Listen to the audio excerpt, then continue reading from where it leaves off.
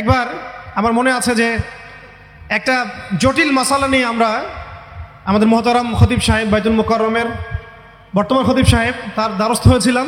একটা মুশকিলা দেখা দিয়েছে, একটা দোয়া শিখিয়ে দেন যে দোয়া আমল করলে ইনশাল্লাহ এটা চলে যাবে। তা আমাকে তিনি পার্সোনালি বলেছিলেন যে এই দোয়াটা যেটা আমি এখন শিখিয়ে দিচ্ছি আপনাকে, এই দোয়াটা জিবরাইল আলাইহিস সালাম রাসূলুল্লাহ সাল্লাল্লাহু আলাইহি ওয়াসাল্লামকে শিখিয়ে দিয়েছিলেন এবং রাসূলুল্লাহ সাল্লাল্লাহু আলাইহি ওয়াসাল্লাম এই দোয়াটা খালিদ বিন ওয়ালিদ রাদিয়াল্লাহু আনহুকে শিখিয়ে দিয়েছিলেন। তো শোনার এবং শেখার খুব আগ্রহ ছিল, তা আমি লিখে নিচ্ছিলাম এবং নোট করছিলাম। এই দোয়াটা যদি আপনারা পড়তে পারেন, ভবিষ্যতের যে কোনো শঙ্কা আশঙ্কা বিপদ আপদ বালা মুসিবত এই বিষয়গুলোর ব্যাপারে আল্লাহর পক্ষ থেকে একটা সাকিন এবং সুকুন হৃদয় নাজিল হবে ইনশাআল্লাহ। একটু বড়, যেহেতু এখানে তালেব ইলমগণ অনেক, তারা তো শুনলেই মুখস্থ করতে পারবেন, তাই আমি নোট করে আনছি। এবং জ্ঞান তো লুকিয়ে রেখেও লাভ নাই, প্রচার করলেই লাভ, আপনারা আমল করলে আমি নাকি পাবো ইনশাআল্লাহ।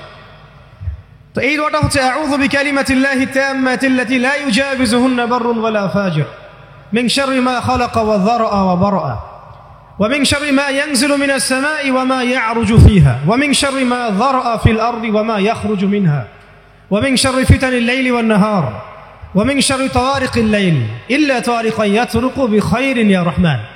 এই দোয়াটার উপর আমল করতে থাকেন, দেখেন ভবিষ্যতের আশঙ্কা দূর হয়ে যাবে ইনশাআল্লাহ।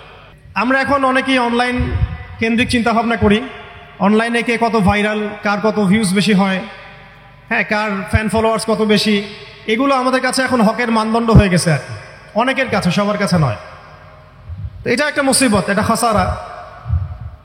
মনে রাখবেন, বরেণ্য ওলামায়ে কেরাম এবং আল্লাহর ওলিগণ নিজেদেরকে এত জাহির করেন না, তারা নিজেদেরকে লুকিয়ে রাখতে চান, তারা ইজহার করা পছন্দ করেন না, তারা হক এবং বাতিলের মধ্যে মিশ্রণ ঘটান না, তারা হক এবং বাতিলকে স্পষ্ট করে দেন। তারা পৃথিবীতে মজলুম হন, নিভৃতচারী হন, তাদের অবস্থা তো এমন হয় যে তারা দিনের বেলার ঘোড়সাওয়া, রাতের বেলার দরবেশ। তো এই ব্যাপারে ইমাম মালিক রহমতুল্লাহ আলাইহির একটা কল আছে, জ্ঞান কারো কাছে আসে না, জ্ঞানের কাছে যেতে হয়। তাই আমাদেরকেও সেই রকম বুজুর্গ আলেমকে খুঁজে বের করতে হবে। এমন নয় যে আপনার ঘর পর্যন্ত তিনি হেঁটে আসবেন, এমনটা নাও হতে পারে। তা আল্লাহ পাক আমাদের সবাইকে জ্ঞানের কাছে যাওয়ার তৌফিক দান করেন, আমিন। এরপরে আসি যে এই জীবনের উদ্দেশ্যটাকে ফিক্স করা এবং জ্ঞান অর্জনের যে এই সিলসিলা, এটা একটা লম্বা সিলসিলা। জ্ঞান অর্জনের ক্ষেত্রে তাড়াহুড়া করা যাবে না যে আমি 5 বছরের মধ্যে আলেম হয়ে যাব, 10 বছরের মধ্যে আমি মুফতি হয়ে যাব, এইভাবে চিন্তা করা যাবে না। আমাদেরকে সারা জীবন তালেব ইলম হয়ে থাকতে হবে এবং জ্ঞান অর্জনের এই যে ক্রমবর্ধমান একটা সিলসিলা, এখানে সবরের পরিচয় দিতে হবে। এ ব্যাপারে আমি একটা কোটেশন নোট করে আনছি। আমাদের শ্রদ্ধেয় আলেম, বরেণ্য আলেম আল্লামা তাকি উসমানী সাহেবের যে কিতাব আছে তাসাউফ এবং আত্মশুদ্ধি, এই কিতাবের মধ্যে পাওয়া যায়। এবং তার ভাই রফি উসমানী সাহেবের একটা কিতাব আছে, সেখানেও এই কথাটা, একই কথাই আছে যে একজন তালেব ইলমকে বা একজন আল্লাহকে চাহনেওয়ালা একজন ব্যক্তিকে এই 4টা গুণ হাসিল করতে হবে। জীবনের উদ্দেশ্য ঠিক করার পরে যখন আমরা ইলম অর্জন করতে যাব, তখন এই 4টা গুণ হাসিল করার চেষ্টা করবো ইনশাআল্লাহ। আল্লাহ পাক সবাইকে তৌফিক দান করেন। প্রথম গুণটা হচ্ছে শুকর, আল্লাহ পাকের শুকর আদায় করা। এটা এত বড় একটা গুণ যাকে আল্লাহ রাব্বুল আলামিন কৃতজ্ঞতা স্বীকারকারী অন্তর দিয়েছেন, সে হচ্ছে পৃথিবীর ধনী মানুষ। চলতে ফিরতে উঠতে বসতে সবসময় আমরা আল্লাহ পাকের নিয়ামতগুলো স্মরণ করব এবং সবসময় বলতে থাকবো আলহামদুলিল্লাহ, বলতে থাকবো আলহামদুলিল্লাহ। আল্লাহুম্মা লাকাল হামদ হামদান কাসীরান তাইয়িবান মুবারাকান ফীহি কামা ইয়ানবাগী লিজালালি ওয়াজহিক ওয়া আযীমি সুলতানিক। আল্লাহ পাকের শুকরিয়া যে যত বেশি আদায় করবে, আল্লাহ পাক বলেছেন লা ইন শাকারতুম লা আযীদান্নাকুম, তোমরা আমার শুকরিয়া আদায় করো, আমি তোমাদের প্রতি আমার নিয়ামতকে বাড়াই দিব। ওয়া লা ইন কাফারতুম ইন্না আযাবি লাশাদীদ, তোমরা যদি আমার অকৃতজ্ঞ হও, জেনে রাখো আমার আযাব বড়ই কঠিন। তো উস্তাদগণ লিখেছেন একজন তালেবে ইলমের অবশ্যই শুকর গুজার অন্তর থাকতে হবে। আমাদের ওলামায়ে কেরাম করে কথাটা বারবার বলেন যে কলবুন শাকির, শুকর গুজার, কৃতজ্ঞতা স্বীকারকারী একটা অন্তর থাকতে হবে। সবসময় চিন্তা করব আমাকে আল্লাহ কি দিয়েছেন, এটা চিন্তা করব না আমাকে আল্লাহ কি দেন নাই। আল্লাহ পাক আমাকে সুস্থ রেখেছেন, নিরাপত্তা দিয়েছেন, আমি খাচ্ছি, পান করছি, এই যে নিয়ামত, আল্লাহ পাকের যে অগণিত নিয়ামত, এটাকে স্মরণ করা এবং সে অনুযায়ী শুকরিয়া আদায় করা। আল্লাহ পাক সবাইকে শুকরিয়া আদায় করার তৌফিক দান করেন। এই যে চারটা ওজিফার কথা বলা হচ্ছে, এটা কিন্তু থানভীর রহমতুল্লাহ আলাইহি তার যে খলিফা ডক্টর আব্দুল হাই মোহাম্মদ আরেফি রহমতুল্লাহ আলী তাকে দিয়েছিলেন, তিনি তার ছাত্রদেরকে দিয়েছিলেন। এটা আপনার তাসাউফ আত্মশুদ্ধি বইয়ের মধ্যে পাবেন। তো দ্বিতীয় এখানে যে বিষয়টা বলা হয়েছে সেটা হলো সবর করা। জ্ঞান অর্জন করতে হলেও সবর করতে হবে, আল্লাহকে পেতে হলেও সবর করতে হবে, দাওয়াত ও তাবলীগেও সফর করতে হবে, জিহাদের মাঠেও সবর করতে হবে। আমাদের ব্যক্তি জীবনে সবর থাকে, পারিবারিক জীবনে সবর, ব্যবসায় সবর, চাকরিতে সবর। যেটাই আমার মর্জির খেলাফ হচ্ছে তখনই সবর করতে হয়। আর এটা একটু কঠিন, এই কারণে আল্লাহ রাব্বুল আলামিন সবরের সাথে মাইয়াতের ঘোষণা দিয়েছেন। যে ব্যক্তি সবর করবে আল্লাহ তার সাথে থাকবেন ইনশাআল্লাহ। এই জন্য আল্লাহ পাক বলেছেন ইন্নাল্লাহা মাআস সাবিরিন, সবরকারীদের সাথে আল্লাহ পাক আছেন। এটা কঠিন, এই কারণে যখন মর্জির খেলাফ কোনো কিছু হবে তখন আমাদের আলেমগণ বলেন সবসময় পড়তে থাকা যে ইন্না লিল্লাহি ওয়া ইন্না ইলাইহি রাজিউন। এটা মাইয়াতের সাথে খাস দোয়া নয়, এটা শুধু মৃত্যুর সাথে খাস কোনো দোয়া নয়। এটা যখনই সবরের হালত আসবে তখনই পড়তে হয় ইন্না লিল্লাহি ওয়া ইন্না ইলাইহি রাজিউন। কারণ উলাইকা আলাইহিম সালাওয়াতুম মির রাব্বিহিম ওয়া রাহমা ওয়া উলাইকা হুমুল মুহতাদুন। এটা হেদায়েত পাওয়ার মাধ্যমও বটে এবং তাদের সাথে আল্লাহ পাকের রহমত আছে।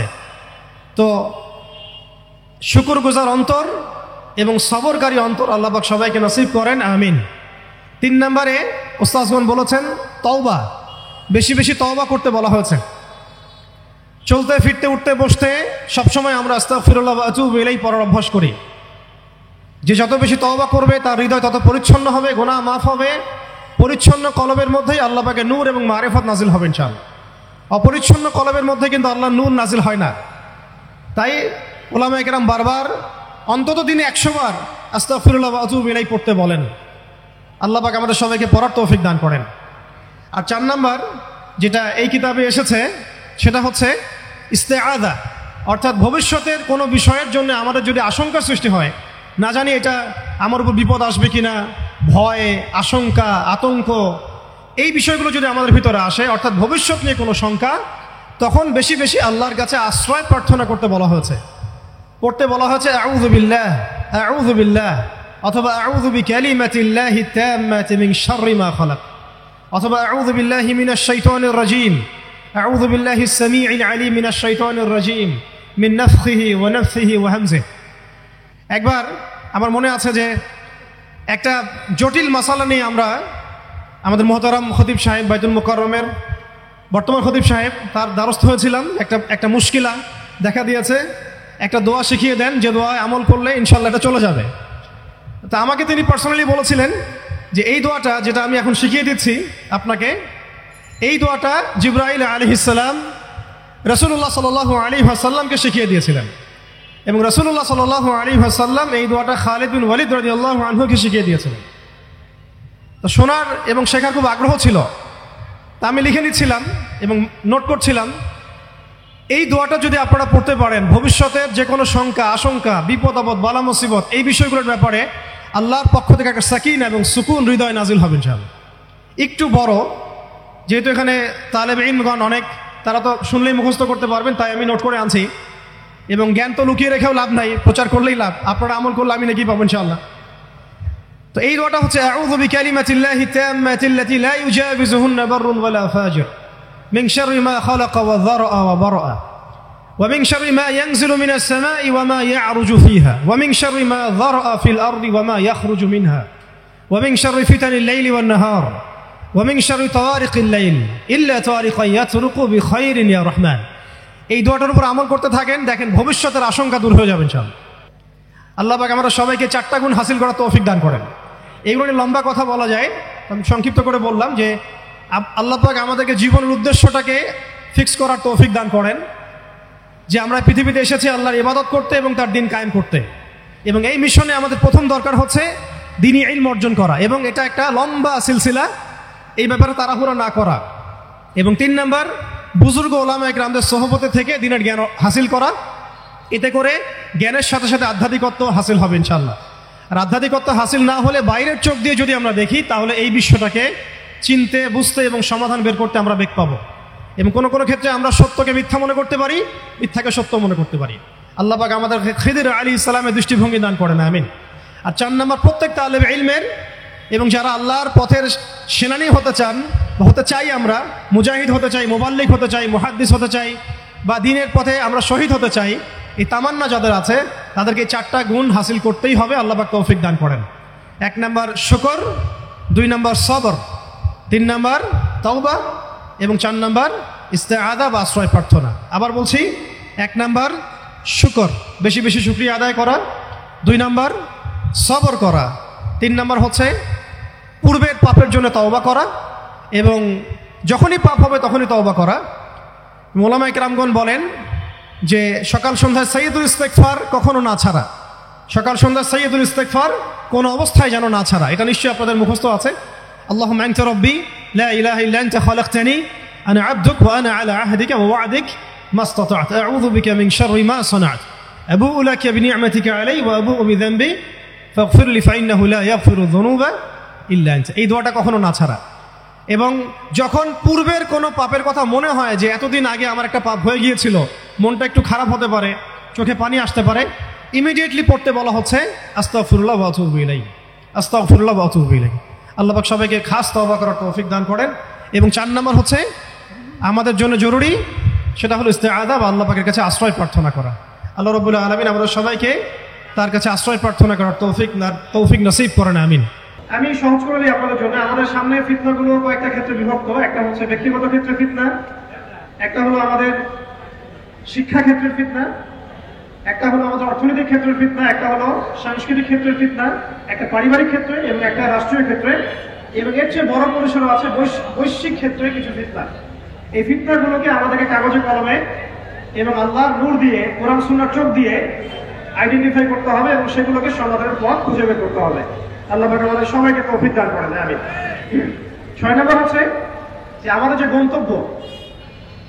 গন্তব্য যে আমরা চাই আল্লাহর জমিনে দিন কায়েম হোক, এই গন্তব্যে ইস্তেকামা ধরে রাখা বা ধারাবাহিকতা বজায় রাখা। এমন যেন না হয় যে আমাদের কিছুদিনের কাজ খুব গতিসম্পন্ন হচ্ছে এবং বাকি কাজ মন্থর হচ্ছে, এমনটা যেন না হয়। সিরাতের সুন্নতে নবী সাল্লাল্লাহু আলাইহি ওয়াসাল্লাম যেভাবে দীর্ঘ 23 বছর তার দাওয়াত এবং জিহাদের মিশন চালিয়েছেন, এইভাবে আমরা যেন আমাদের এই গন্তব্যটাকে হাসিল করতে পারি এবং সবর বজায় রাখি, ইস্তেকামা ধরে রাখি, আধ্যাত্মিকতা ধরে রাখি এবং যা জানি তার উপর আমল করার চেষ্টা করি, সুন্নাহ ভিত্তিক জীবনযাপন করার চেষ্টা করি। আল্লাহ পাক সবাইকে তৌফিক দান করেন। 7 নম্বর দরকার হচ্ছে আমাদের হালাল রিজিক।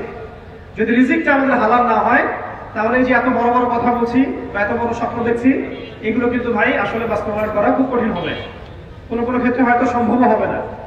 ইন্নাল্লাহা তাইয়্যিব লা ইকবালু ইল্লা তাইয়্যিব। আল্লাহ পাক পবিত্র, তিনি পবিত্র ছাড়া কিছু কবুল করেন না।